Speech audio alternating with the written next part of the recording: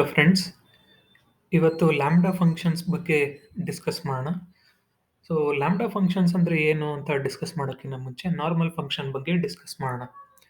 So ಇಲ್ಲಿ ಒಂದು function declare ಮಾಡಿದ್ದೀನಿ ಸ್ಕ್ವೇರ್ ಅಂತ. ಈ ಸ್ಕ್ವೇರ್ ಏನು ಮಾಡುತ್ತೆ, ಒಂದು ಇನ್ಪುಟ್ ತಗೊಳುತ್ತೆ ನಂಬರು. ಸೊ ಅದನ್ನು ಸ್ಕ್ವೇರ್ ಮಾಡಿ ವಾಪಸ್ ಕೊಡುತ್ತೆ. ಸೊ ಲೈನ್ ನಂಬರ್ 4ಅಲ್ಲಿ ನಾನು ಸ್ಕ್ವೇರ್ ಫಂಕ್ಷನ್ನ ಕಾಲ್ ಮಾಡ್ತಾ ಇದ್ದೀನಿ. ಇನ್ಪುಟ್ ಆಗಿ ಪ್ಯಾರಾಮೀಟರ್ ಆಗಿ 5 ಕಳಿಸ್ತಾ ಇದ್ದೀನಿ. ಸೊ ನಾನು ಪ್ರಿಂಟ್ ಮಾಡಿದಾಗ ಔಟ್ಪುಟ್ 25 ಬರುತ್ತೆ. ಸೊ ಲೆಟ್ಸ್ ಸಿ ಒಂದ್ಸಲಿ ರನ್ ಮಾಡೋಣ. 25 ಬರ್ತಾ ಇದೆ. ಸೊ ಈಗ ಲ್ಯಾಂಬ್ಡಾ ಫಂಕ್ಷನ್ಸ್ ಅಂದರೆ ಲ್ಯಾಂಬ್ಡಾ ಫಂಕ್ಷನ್ಸ್ ಅಂದರೆ ಏನಿಲ್ಲ. ಸೊ ಇದನ್ನು ನಾವು ಅನಾನಿಮಸ್ ಫಂಕ್ಷನ್ಸ್ ಅಂತ ಕರಿತೀವಿ. ಏನಕ್ಕೆ ಅನಾನಿಮಸ್ ಫಂಕ್ಷನ್ ಅಂತ ಕರಿತೀವಿ ಅಂತ ಹೇಳಿದ್ರೆ, ಈ ಫಂಕ್ಷನ್ಗೆ ಹೆಸರಿರಲ್ಲ. ಸೊ ಫಾರ್ ಎಕ್ಸಾಂಪಲ್ ಈ ಫಂಕ್ಷನ್ಗೆ ಹೆಸರಿದೆ ಸ್ಕ್ವೇರ್ ಅಂತ, ಆದರೆ ಲ್ಯಾಂಬ್ಡಾ ಫಂಕ್ಷನ್ಗೆ ಹೆಸರಿರಲ್ಲ. ಆದರೆ ಆ ಫಂಕ್ಷನ್ನ ನಾವು ಒಂದು ವೇರಿಯೇಬಲ್ಗೆ ಸ್ಟೋರ್ ಮಾಡ್ಬೋದು. ಸೊ ಫಾರ್ ಎಕ್ಸಾಂಪಲ್ ಈ ಫಂಕ್ಷನ್ನ ನಾವು ಲ್ಯಾಂಬ್ಡಾ ಫಂಕ್ಷನ್ ಆಗಿ ಕನ್ವರ್ಟ್ ಮಾಡೋಣ. So first lambda function convert ಮಾಡೋಕ್ಕೆ ನಾನು ಒಂದೇ ಲೈನಲ್ಲಿ ಬರ್ಕೊಳ್ತೀನಿ. ಸೊ ನಮಗೆ ಗೊತ್ತು ಲ್ಯಾಂಬ್ಡಾ ಫಂಕ್ಷನ್ ಅಂದರೆ ಅನಾನಿಮಸ್ ಫಂಕ್ಷನ್ ಅಂತ, ಅದಕ್ಕೆ ಹೆಸರಿರಲ್ಲ. ಸೊ ಹೆಸರು ರಿಮೂವ್ ಮಾಡ್ತೀನಿ. ಸೊ ಡಿಫೈನ್ ಜಾಗದಲ್ಲಿ ಲ್ಯಾಂಬ್ಡಾ ಅಂತ ಬರಿತೀವಿ. ಸೊ ಪ್ಯಾರಾಮೀಟರ್ ಎಕ್ಸ್ ಇದೆ. ಸೊ ರಿಟರ್ನ್ ಅವಶ್ಯಕತೆ ಇಲ್ಲ ಲ್ಯಾಂಬ್ಡಾ ಫಂಕ್ಷನಲ್ಲಿ. ಸೊ ಲ್ಯಾಂಬ್ಡಾ ಫಾರ್ಮ್ಯಾಟ್ ಹೇಗಿರುತ್ತೆ ಅಂತ ಹೇಳಿದ್ರೆ, ಸೊ ಲ್ಯಾಂಬ್ಡಾ ಡಿಕ್ಲರೇಷನ್ ಫಸ್ಟ್ ಮಾಡ್ತೀವಿ ಲ್ಯಾಂಬ್ಡಾ ಅಂತ. ಸೊ ಇಲ್ಲಿ ಇನ್ಪುಟ್ ಪ್ಯಾರಾಮೀಟರ್ ಕೊಡ್ತೀವಿ. ಸೊ ಇಲ್ಲಿ ಎಕ್ಸ್ಪ್ರೆಷನ್ ಇರುತ್ತೆ.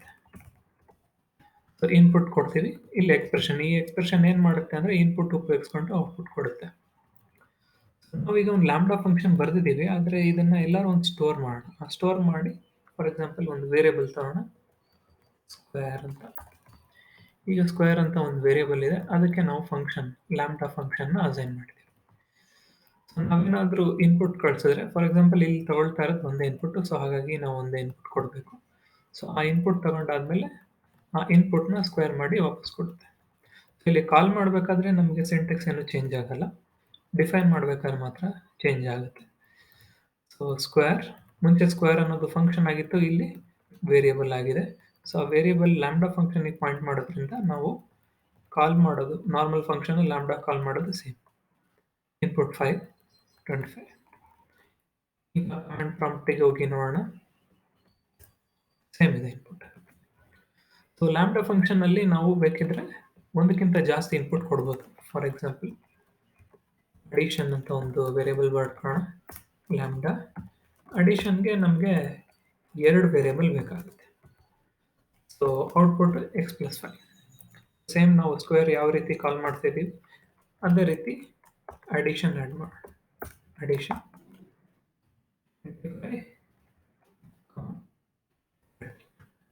ಔಟ್ಪುಟ್ ಎಷ್ಟು ಎಕ್ಸ್ಪೆಕ್ಟ್ ಮಾಡ್ತಿದ್ದೀವಿ, 25 ಪ್ಲಸ್ 30 ಅಂದರೆ 55. ಎಸ್, 25 ಪ್ಲಸ್ 30 ಬರ್ತಾ ಇದೆ.